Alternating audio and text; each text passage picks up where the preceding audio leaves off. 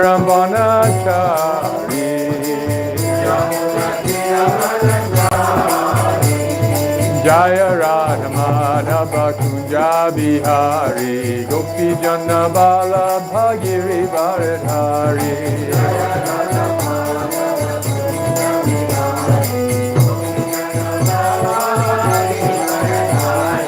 Jaya Radha Madhava Kunja Bihari Gopi Jana Bala Bhagiri Bharadhari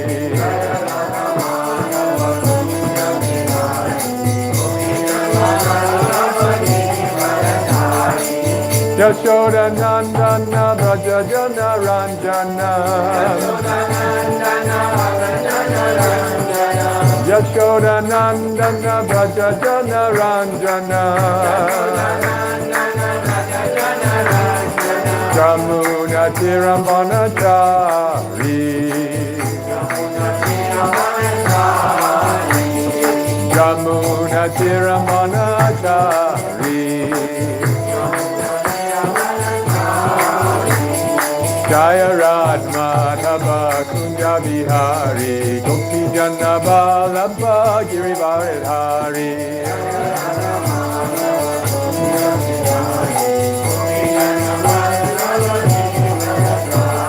Jaya Radha Madhava Kunja Bihari Gopi Jana Bala Bhagiri Bharadhari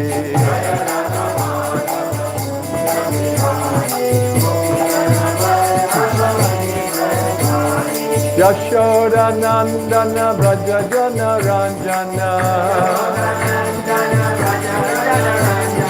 Yashoda Nandana Braja Jana Ranjana Jamuna Tirambanachari Jamuna Tirambanachari Jaya Radha Madhava Kunja Bihari Gopi Jana Bala Bhagiri Bharadhari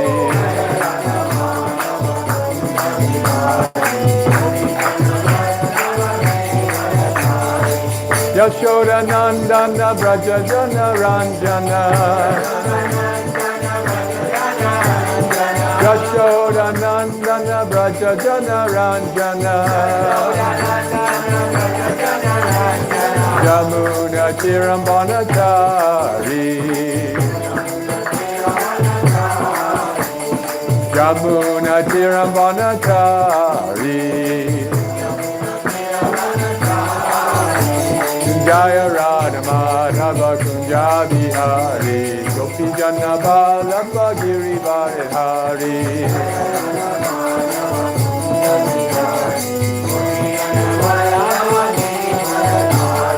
Jaya Radha Madhava Kunja Bihari Gopi Jana Bala Bhagiri Bharadhari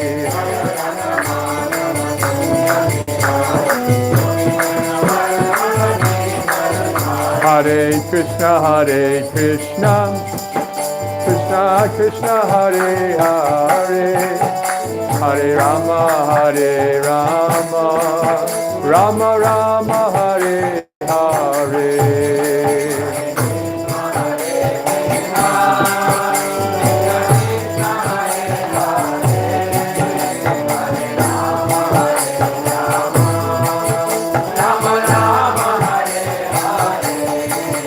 Hare Krishna Krishna Krishna Hare Hare Hare Rama Hare Rama Rama Rama Hare Hare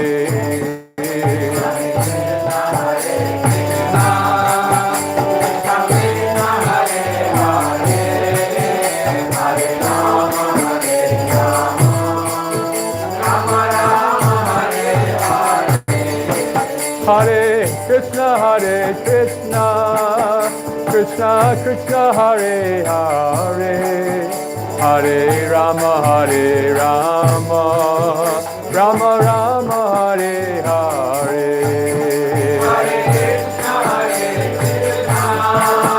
Krishna Krishna Hare Hare Hare Rama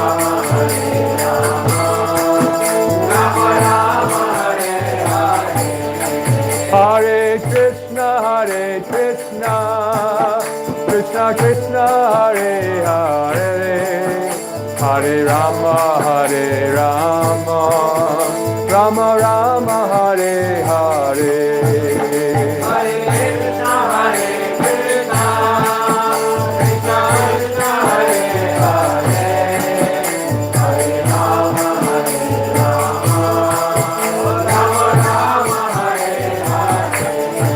Hare Krishna, Krishna Krishna, Hare Hare, Hare Rama, Rama Rama, Hare Hare.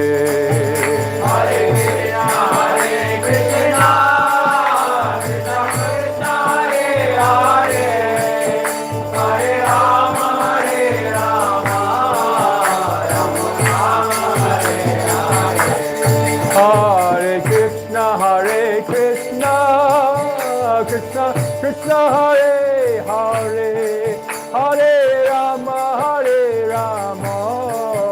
Rama Rama Hare Hare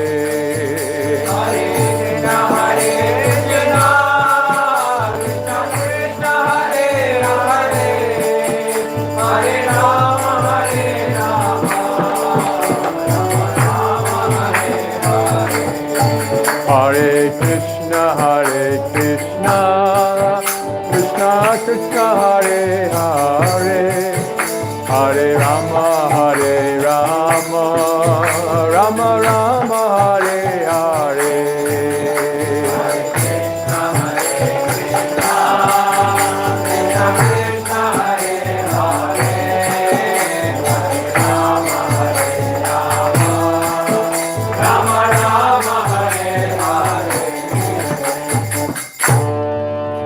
Premanandi.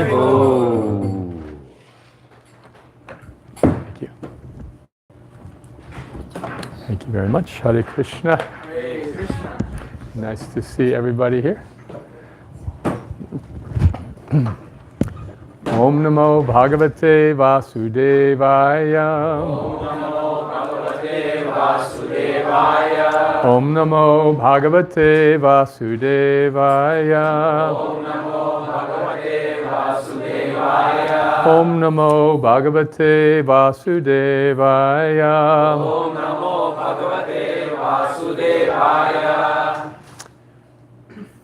Today I'd like to read a text from Bhagavad Gita and discuss a little bit. Thank you, Dr. Prabhu.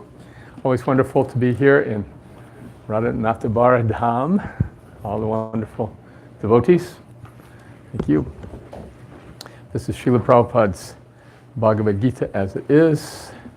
And just towards the end of the Gita, in their conversation, Krishna is encouraging Arjuna to make a decision. And he assures him that if he acts in the right way, he's going to get a result which will be satisfactory. Now, it may not be the result that he has in mind, or it may be. That's up to Krishna. But the idea of Bhagavad Gita is that we learn to act to please Krishna and then accept what comes as Krishna's desire. This can be very difficult sometimes. So we all have obstacles and challenges in our life, in our lives. And here is a verse from the end of the Gita where Krishna is addressing this topic with his student, Arjuna. I guess we don't have books for everybody, so I'll just read the Sanskrit. Yad ahankaram ashritya na yotsya iti manyase nityaisha vyavasayaste prakritistvam niyoksyati. If you do not act according to my direction and do not fight, then you will be falsely directed. By your nature, you will have to be engaged in warfare. In the purport, Srila Prabhupada says, Arjuna was a military man and born of the nature of a Kshatriya. Therefore, his natural duty was to fight. But due to false ego, he was fearing that by killing his teacher, grandfather, and friends, he would incur sinful reactions. Actually, he was considering himself a master of his actions, as if he were directing the good and bad results of such work. He forgot that the Supreme Personality of Godhead was present there, instructing him to fight. That is the forgetfulness of the conditioned soul. The Supreme Personality of Godhead gives directions as to what is good and what is bad, and one simply has to act in Krishna consciousness to attain perfection in life. No one can ascertain his destiny as the Supreme Lord can. Therefore, the best course is to take direction from the Lord and act. No one should neglect the order of the Supreme Personality of Godhead or the order of the spiritual master who is representing him. One should act unhesitatingly to execute the order of the Supreme Personality of Godhead, and that will keep one safe in all circumstances. In the previous verse also, the Lord has said, "If you become conscious of me, you will pass over all the obstacles of conditional life by my grace. If, however, you do not work in such consciousness, but act through false ego, not hearing me, you will be lost." And Srila Prabhupada writes, "A person in full Krishna consciousness is not unduly anxious about executing the duties of his existence. The foolish cannot understand this great freedom from all anxiety. For one who acts in Krishna consciousness, Lord Krishna becomes the most intimate friend. He always looks after his friend's comfort, and he gives comfort. He gives himself to his friend, who is so devotedly engaged, working 24 hours a day to please the Lord. Therefore, no one should be carried away by the false ego of the bodily concept of life. One should not falsely think himself independent of the laws of material nature or free to act. He is already under strict material laws, but as soon as he acts in Krishna consciousness, he is liberated, free from material perplexities. One should note very carefully that one who is not active in Krishna consciousness is losing himself in the material whirlpool, the ocean of birth and death. No conditioned soul actually knows what is to be done and what is not to be done. But a person who acts in Krishna consciousness is free to act because everything is prompted by Krishna from within and confirmed by the spiritual master." Excuse me. Srila Prabhupada ki jai.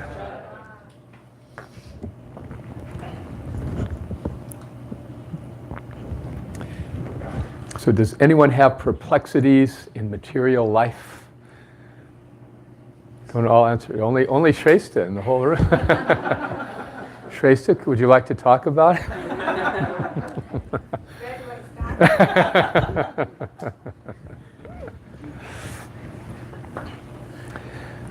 This is as close as Krishna gets to the kind of hellfire and brimstone that I was raised with. You know, the last words of the Old Testament of the Bible are, "Lest I smite the earth with a curse." In other words, you better, or else. But and Krishna gets a little heavy here and says, if you don't do what I'm telling you, then you'll be lost. So that's about as heavy as he gets in the whole book. But what does he say right after this? Anyone remember? Now I've explained everything. Do whatever you wish to do. One of my friends told me, this is my favorite verse in the Bhagavad Gita. I said, what's that? It's where Krishna says, do whatever you want to do.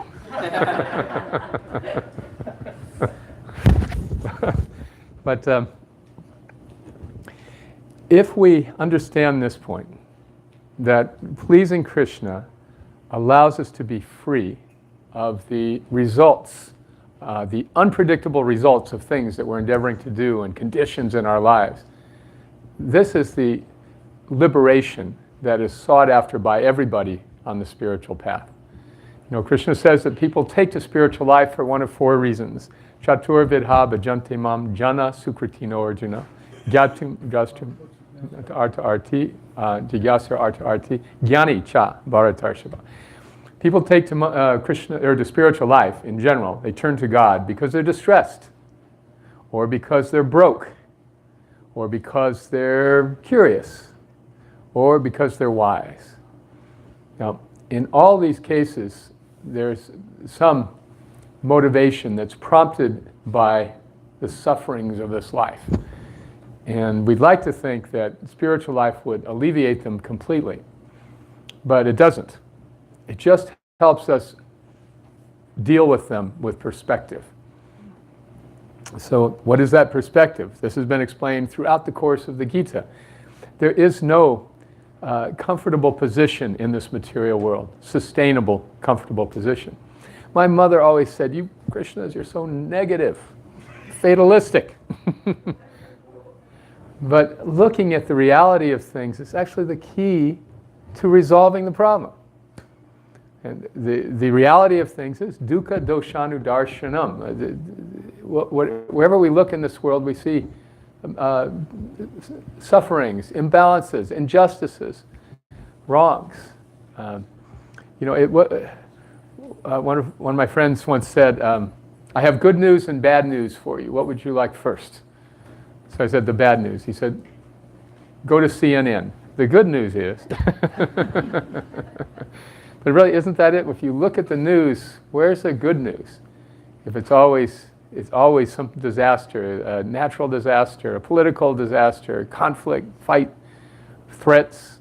So that's on the macro scale. On the micro scale, we also are confronted by so many things we can't control.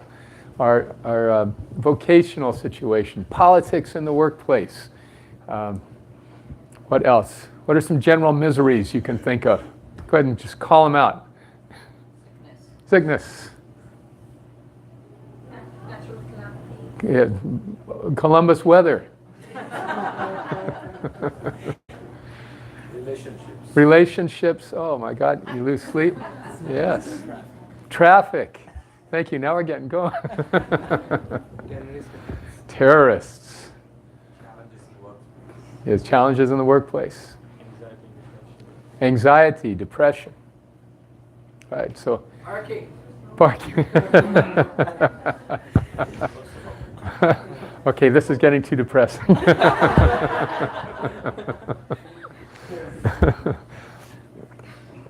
Dukkha doshanu darshana means to see the reality of things.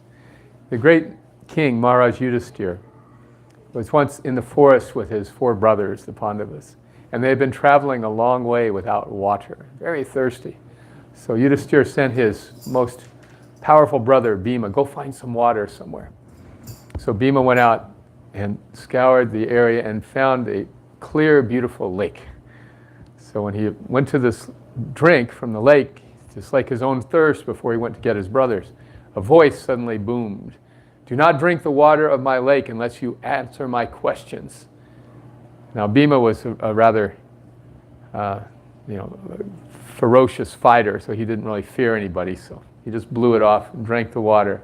Immediately fell down dead. And so after some time, Yuddhisti, not seeing his brother return, sent out another brother. And one by one, they all went out to find water. And they each found, the first one found Bhima. There he was, lying on the bank, and he was dead. He was so stunned. But he was so raging with thirst that he started to drink. And again, the voice said, before you drink, you must answer my questions. And again, the brother ignored him, drank the water, and died. So this happened all 4 of the brothers. Finally, Yuddhisti himself went out, found the scene, began to drink, and heard the voice. So then Yuddhisti said, yes, I'll answer your questions. So this unembodied voice then proceeded to ask him a series of 20 or 30 questions. And the most well-known one is what? What is the most amazing thing in the world? What is the most amazing thing in the world? And Yuddhisti answered, the most amazing thing in the world is that every day everyone sees around them, everyone is dying, but everyone thinks, I will live forever. That is the most amazing thing. So, we're not fatalists in spiritual life. When we look at these things, we discuss them, we consider them, we contemplate them, and we try to resolve them. What is in palliative care, there are stages of grief. When a person learns they are terminally ill, right? So the first one is what? Denial. No, it can't be true. That's about as far as most of us get in regard to the miseries of life. This is the most amazing thing. Everyone's in denial. Everyone is in denial, thinking it's not going to happen to me. And if it does, I'll worry about it then. After denial comes what? Anger, yes. Followed by you remember? Bargaining, yeah.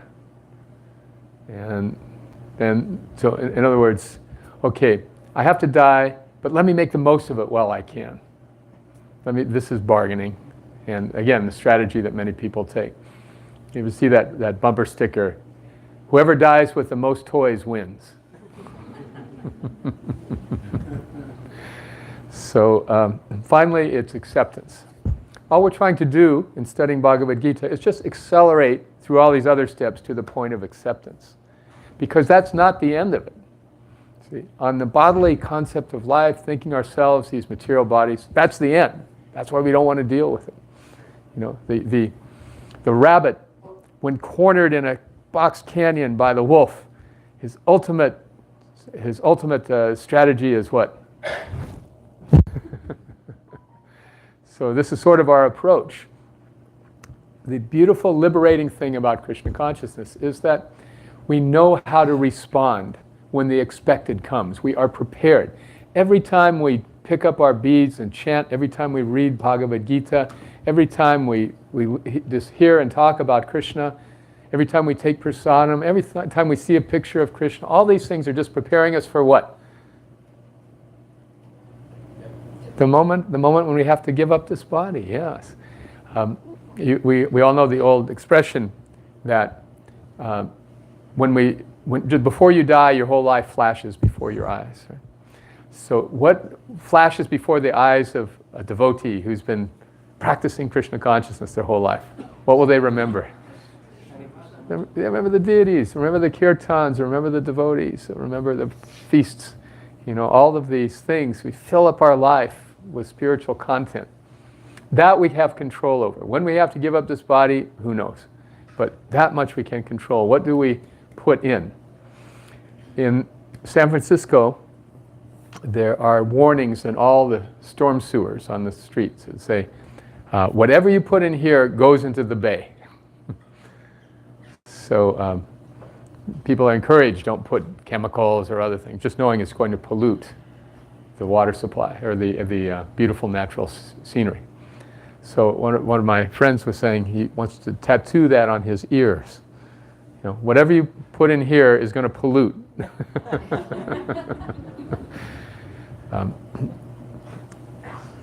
This much we have control over, what we pour in. You know, what is going in. Now, because we are very habituated to all the ordinary things of life, and because the society around us is 100% materialistic, it is very normal that it takes us some time to really get a taste for spiritual things. You know, but the result of spiritual practice is taste, more and more taste, whereas the result of material life is just more and more ridiculousness. You know, have you ever been to Miami Beach? So I'm from, Miami Beach. So there you see many elderly people from around the country going there to try to relive the days of their youth. It's like the world's biggest changing bodies exhibit. And it's actually very pathetic to see people trying to enjoy in a way that they could when they were younger, which they're no longer really able to do. So material life is just diminishing like that. It just always goes down and down and down. My mother, God bless her, she is going to be 100 years old this year. And she has lived in the same city for the last 70 years, 60 or 70 years. And living so long, she has had the pleasure of attending all of her friends' funerals. You don't think about that, but that's actually what happens. We all would like to have a long life, but if you have a long life, what does it mean? You just have to, one by one, lose your loved ones. So what is the use of it? But in spiritual life, just the opposite happens. The older we get, the sweeter it gets. The longer we practice, the more taste there is. The older we get, the more we're like, yeah, whatever. We are ready to pack our bags. Our bags are packed and by the door. And whenever the cab comes, whenever the Uber comes, we're ready to. No more aspirations for enjoying this world, which ultimately cannot be enjoyed. So this is beyond the stage of acceptance. It is, I've accepted, and now I have a strategy. What am I going to do about it? Isn't that nice? In the course of Bhakti Yoga, there are 9 stages. So the first stage is, I'm sure many scholars out there, you know these stages. What's the first one? Adao Shraddha. Yeah, a little preliminary faith that maybe God exists. And then if we're curious or distressed or wise, we'll pursue it. Then after that preliminary faith, if we are sincere, that leads us to sadhu sangha, to association with saintly persons. Those rare souls who are also on the spiritual path with full commitment and heart. And after being in their saintly association, we will do what? Bhajana Kriya. Take up the practices of bhakti. Shravanam, Kirtanam, Vishnu Smaranam, Archanam, Vandanam, Dasyam, Sakyam, Atma Nivedanam. Hearing, chanting, remembering, worshipping, offering prayers, offering service, carrying out instructions, befriending the Lord, and then giving everything. So these are the practices of bhakti. And it begins with chanting japa, it begins with discussing Bhagavad Gita, reading, offering our food, simple practices anyone can do, free of charge. Yeah? And then, as a result of that practice, what begins to happen? Anartha nivritti. Now this means that the unwanted things in the heart start to evaporate. Not evaporate, atrophy. That's the word, atrophy. You know, if you have been using a muscle for a long time and then you stop exercising it, it doesn't go away, it just loses its power. So in the same way, our pursuit of sense enjoyment and material enjoyment, if we stop doing it, the desires will remain, but they don't have the same power that they used to. So to let the material desires atrophy, this is the experience of anartha nivritti. They just start to lose their grip on us, the unwanted things in our lives. This is a powerful experience. It's a very transformative experience. It's not what we really sign up for in spiritual life, not what we're expecting. But when it happens, it's a wow moment. I don't have this desire anymore. This thing which dominated me, which I felt I could never live without, all of a sudden I realized, no, I can live without it. That anartha nivritti is the moment where we develop an unshakable faith, which is called what? Nishta. Now, again, in the tradition I was raised in, faith is a prerequisite. First you have to have faith. And so you just have faith, and then you can be in the club. See? But bhakti is not a faith, it's not a religion, it's a science. So if you go through these steps, sadhu sangha, bhajana kriya, then anartha nivritti will come. And when it comes, then we automatically say, wow, this worked. That faith is based on experience, not on dogma. And there's no catechism in bhakti. I accept this, and this. No.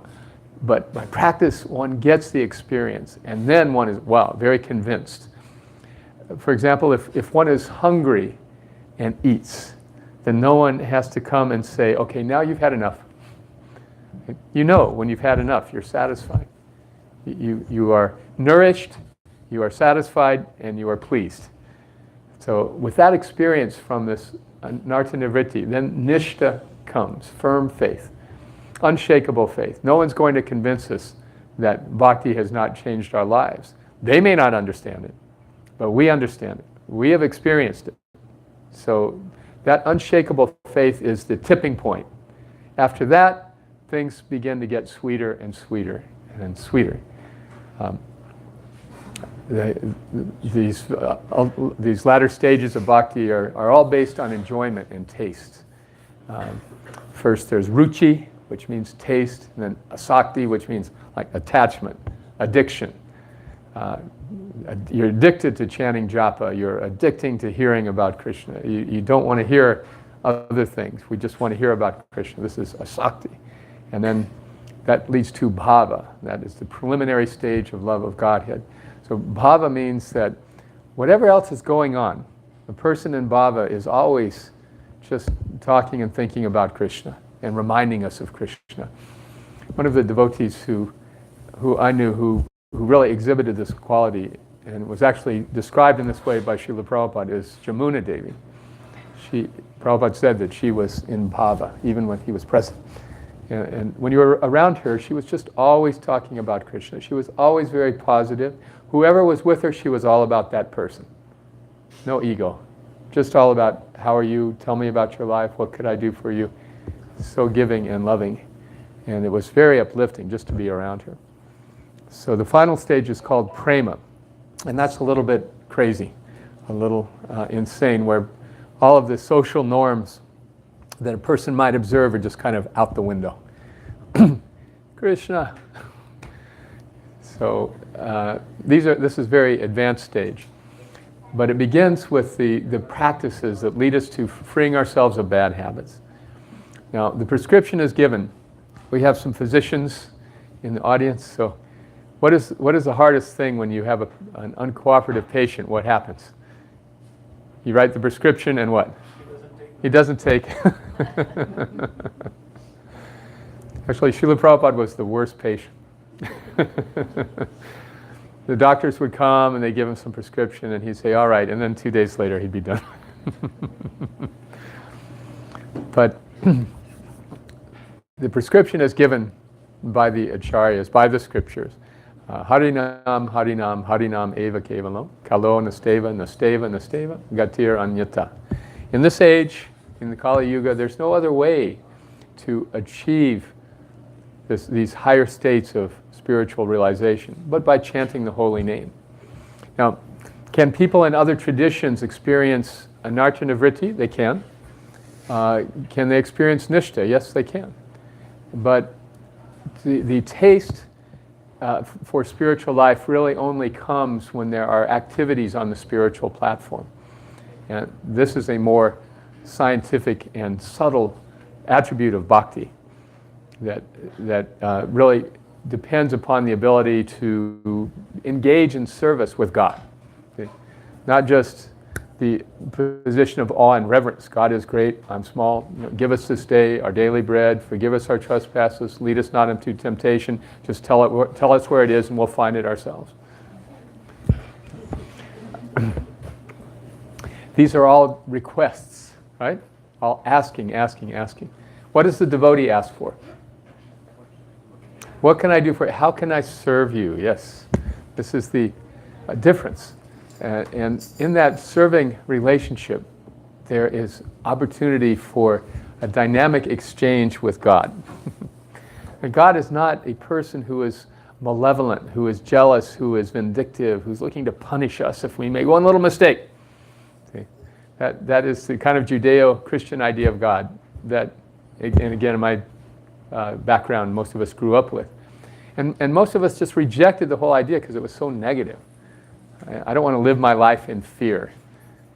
God is this fearsome thing. I don't believe it. I don't think life is that ugly. I don't think creation is that nasty. And if it is, I don't want anything to do with it.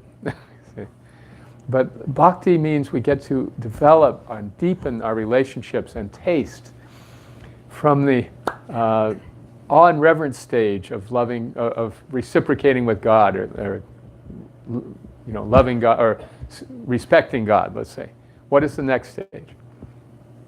After awe and reverence is not quite duty, but it's the five rasas, yeah. Dasya, yes, service. So there's active interaction with the Lord, not just please give me these things, but let me give something to you.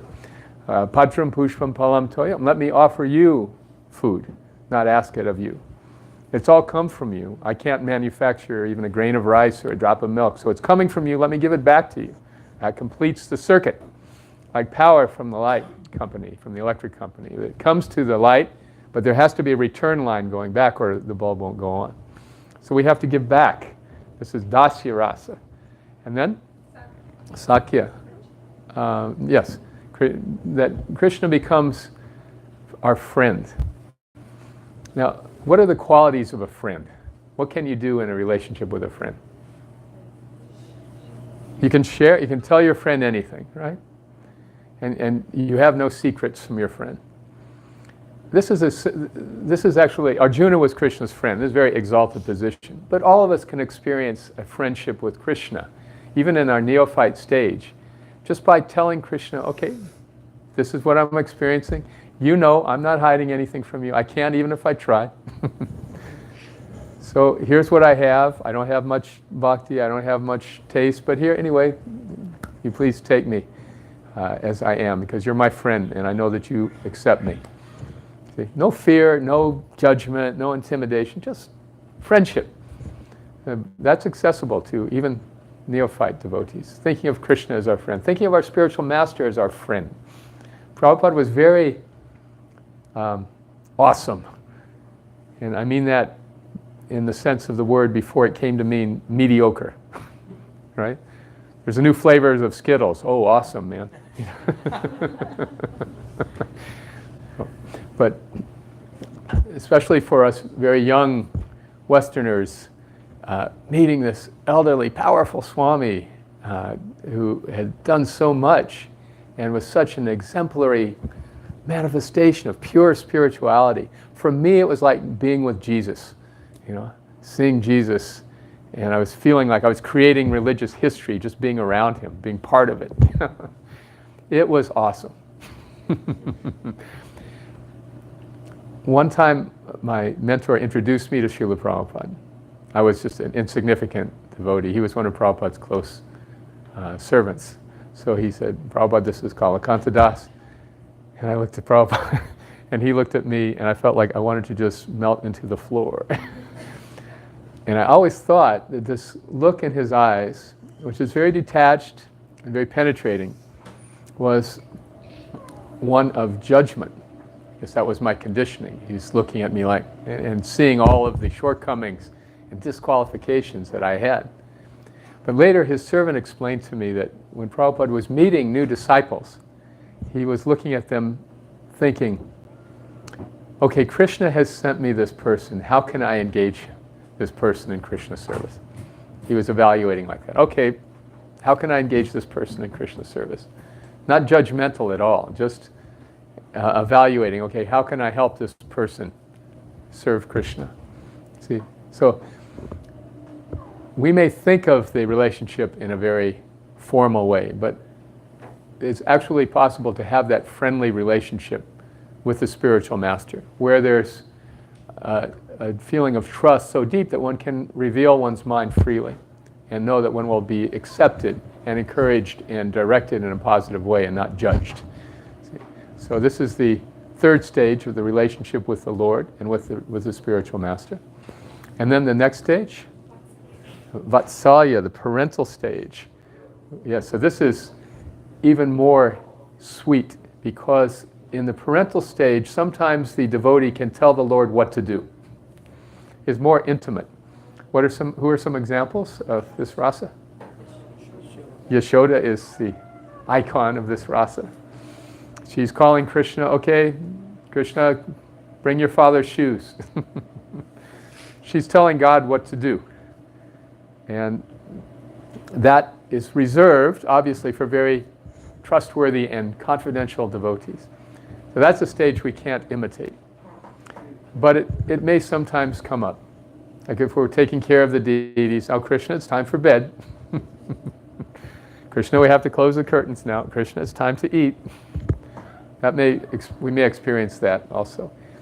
In relation to the spiritual master, Srila Prabhupada's disciples at some point were like taking care of him towards the end of his manifest presence.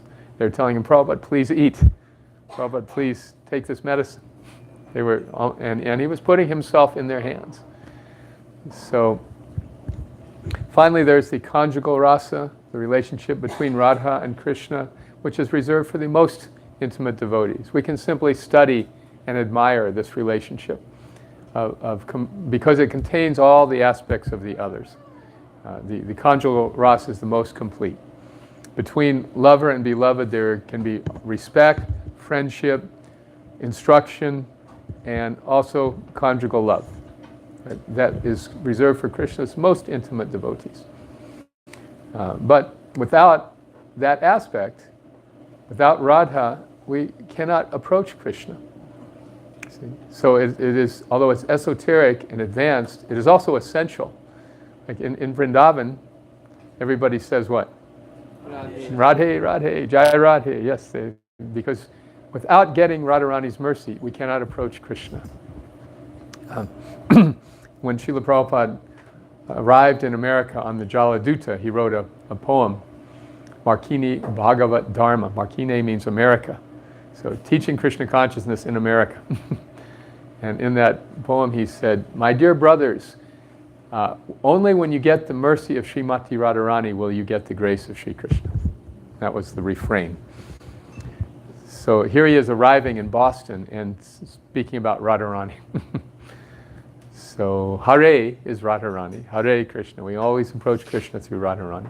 So even though it's not relevant to us in the sense of the others experientially, this rasa is also crucial for our spiritual life. So exploring these different relationships with Krishna alleviates the idea of God as a fearsome person, opens up new horizons of spiritual experience, and then allows us to deepen the taste for the basic practices of bhakti, the hearing and chanting. So Rupa Goswami beautifully described how this taste increases. He said, Tunde Tundavali Ratim. When I hear the holy name, when the holy name is on my tongue, I wish I had millions of tongues. One is not enough. Gopi Krishna Prabhu and I were talking last night about chanting, right? So he has a very demanding job, but when he gets up early and chants the rounds, then what is it you experience? Yes, the whole day is much nicer, but after finishing your prescribed rounds, then what do you think? You were saying? Yeah, well, let me do one more. So this is a beginning of taste. Srila Prabhupada prescribed 16 rounds as a minimum. And 64 rounds was the standard in the organization he came from. So 64 rounds will take about 7 hours minimum. And if you're a sadhaka in a temple in India, you can just chant all day. That's what you do. But not for the passionate life in America. But Rupa Goswami is saying, wow, this chanting is so nice. I wish I had millions of tongues. Gopi Krishna, maybe you're thinking 2. But he's thinking millions. I wish I had millions of tongues. And then when I hear the sound of the holy name, I wish I had millions of ears. 2 ears are not enough. I wish I could just immerse myself more deeply. And when the holy name dances in the courtyard of the heart, when the chanting deeply enters our lives, then it stops the activities of the senses. The senses become inert. They just stop bugging us because of that spiritual taste. No other taste is of interest. This is the fruit of a life spent in bhakti yoga. It just gets sweeter and sweeter as opposed to more and more ridiculous in material life. So the obstacles that we encounter in the course of our lives, we have a strategy to deal with them. And the first thing being, we have no unrealistic expectations of this life in this world. This is the problem, isn't it? We're all feeling entitled to 80 years of life. What do the actuaries say? What is the latest? It started going down in America for the first time in American history because of the opioids and other unnatural causes of death. So we expect, though, I'm entitled to live so many years, but that is the most amazing thing, Yuddhisti said. People are thinking that way. We expect we're entitled to successful relationships. We expect that we're entitled to respect in the workplace. We expect that we're entitled to good health. And we expect that we're entitled to sufficient money to meet our desires. We have all of these things, and if we don't get them, we become indignant. What's going on? I'm such a victim. Poor me. So the devotee gets past all of that chazarai, to use the Yiddish word, right? All this debris. And just, okay, I accept this is not my home.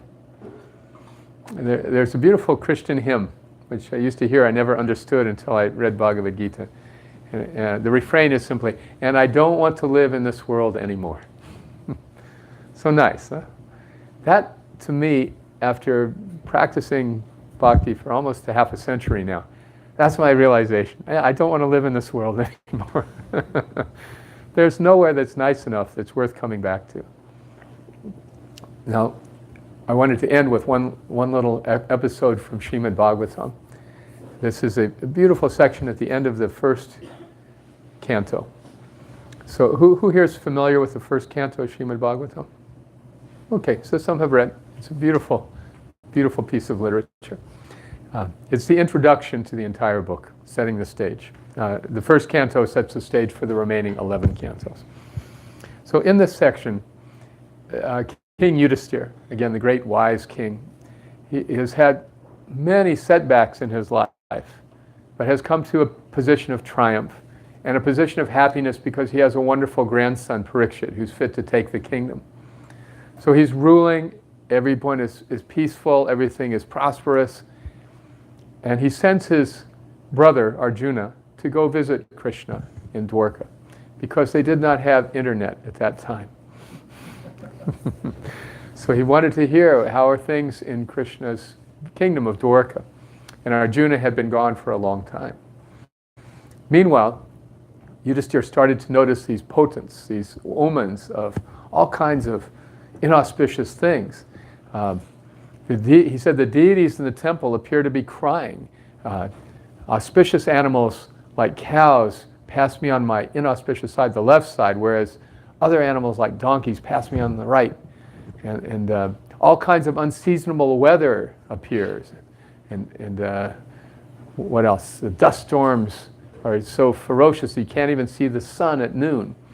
On and on, he gives a long list of all the inauspicious things. People are cheating and thieving, and even any sense of honesty appears to be lost. All these inauspicious things. He said, he's speaking to his brother Bhima, what's going on? Have you ever seen such inauspicious signs?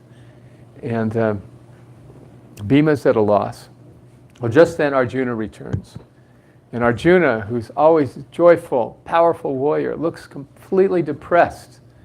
And his eyes are reddened. It's like he's been crying. He's downcast eyes. He won't even look at his brother. And everyone sees it. Everyone in the palace can see Arjuna is so depressed. But still, Yuddhisti, afraid to even think about the worst, says to him, "Whoa, did you somehow get cheated by somebody? Did you approach some woman of questionable quality? Or did a qualified woman approach you and you denied her? Or did you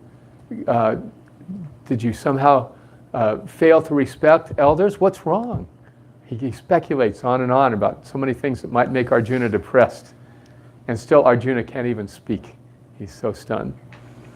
So finally, Arjuna is able to collect himself and say, Krishna has left. Krishna has left this world. This is the news from Dwarka. Krishna has left this world. But it's even worse than that. All of Krishna's relatives have gotten in a horrific fight and killed each other. So there's only 4 or 5 of them remaining alive. The whole dynasty of the Yadus has been wiped out. And even worse than that, I was bringing all of Krishna's widows to live with us safely here in Hastinapur. And on the way, these low-class rogues, dacoits, just attacked us. And I couldn't fight them off. And they went off with all of Krishna's wives. So in this state, I'm coming back.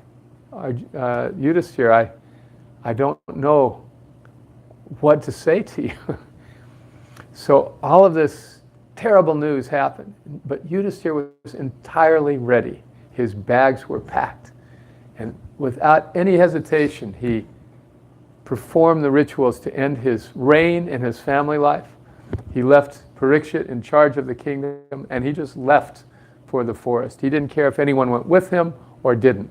He didn't care what anyone said. He was totally disinterested, totally ready. From the most exalted position on earth, he was ready to walk away in a moment. So in our lives also, whatever exaltations that we have in our lives, if we understand Bhakti, if we understand these rather pointed messages of the Gita, we are ready to walk away in a moment's notice. That is the beauty of Bhakti. That is the door to happiness, to liberation, to increasing tastes. So in the Gita, there is no admonition, no threat, no warning, just in loving invitation. Now I've explained everything. Do what you wish to do. So, thank you very much for your kind attention. Any any reflections on this? Any thoughts and comments? Yes, Lalita Mataji. Just a request for you to complete your understanding your thoughts on. You started addressing how to deal with obstacles. Mm. The very first point you mentioned was the realistic expectations of this life. Yes. If you have more to add, we could benefit. Well, the other part is very difficult, but it means accepting responsibility for the setbacks that occur to us. You know, the immediate inclination when we are hurt is to blame somebody else. It's somebody else's fault that I'm suffering. That's the defending propensity manifesting itself. But as they say, when you are pointing one finger at someone else, three are pointing back at you. So therefore, if you're accusing somebody, be sure to point like that.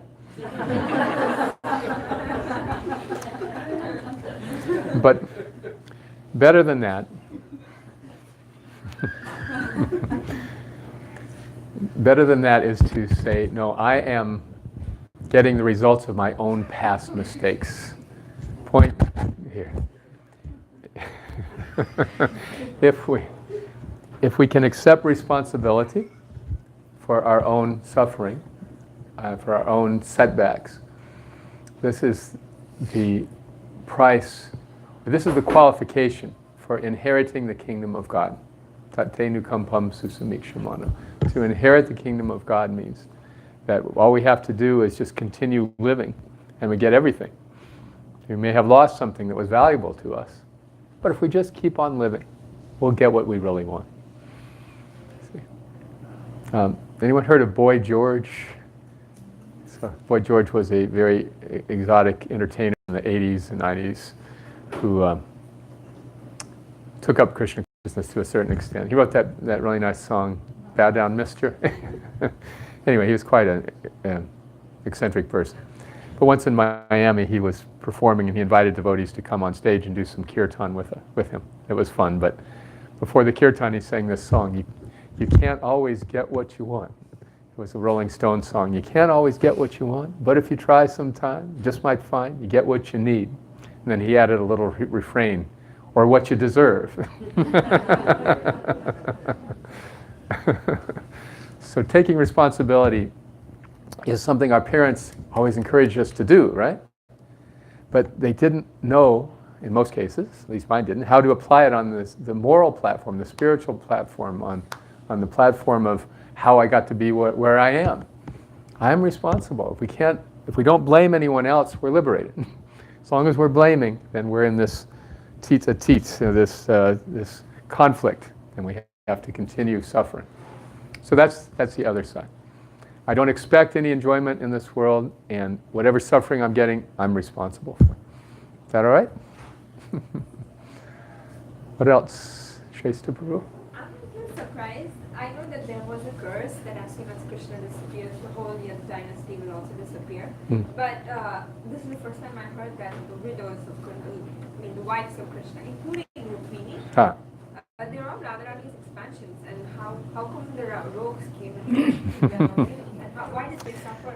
Did they go back to Godhead? There are various explanations from this, but one of the acharyas has explained that Krishna manifested himself as all these dacoits and took his wives back. And Arjuna couldn't stop. Not all the wives.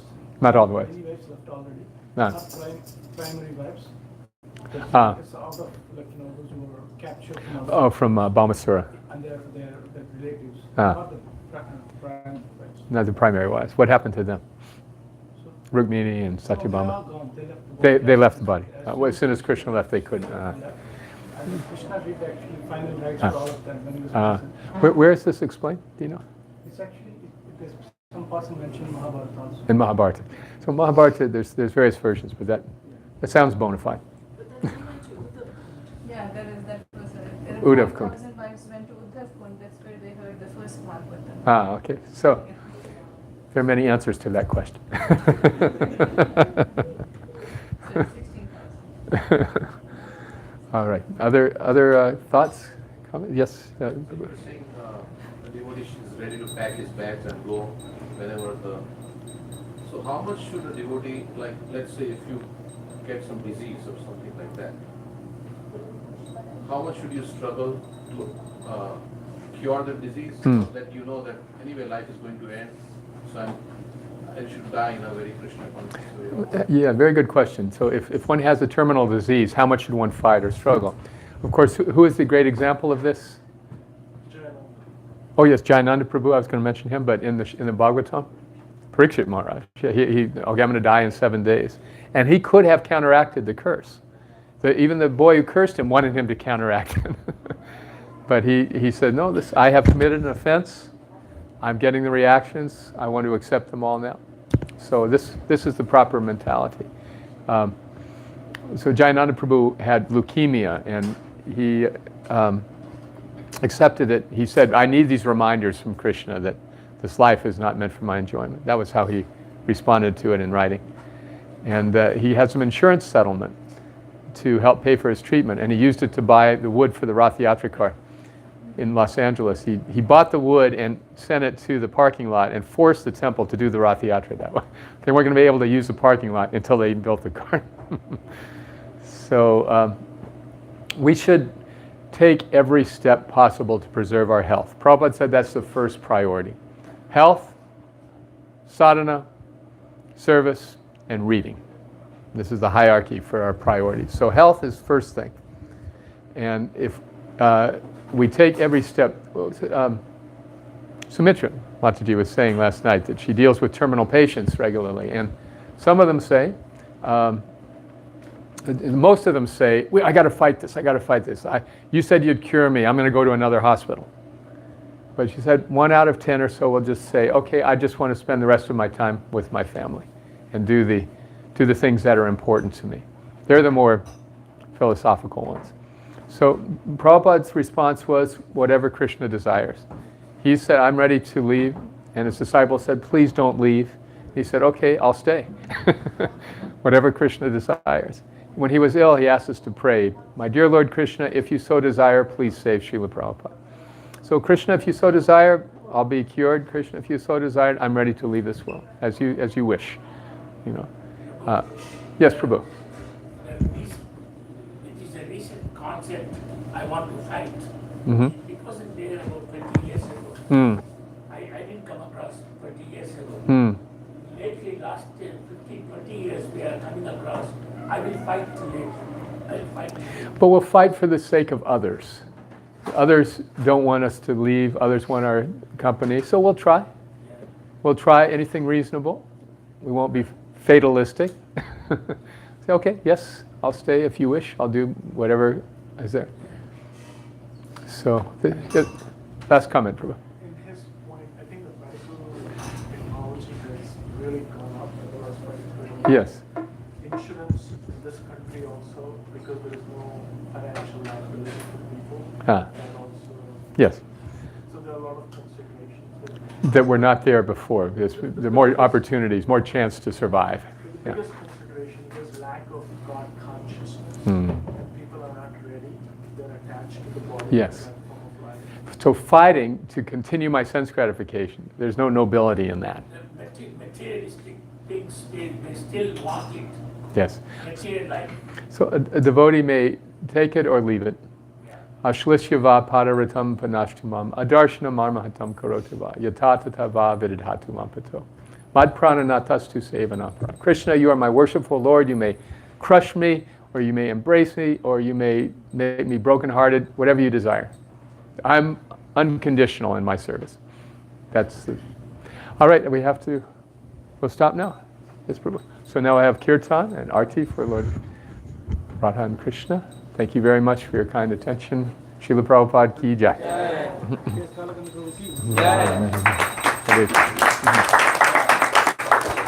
Thanks, Prabhu.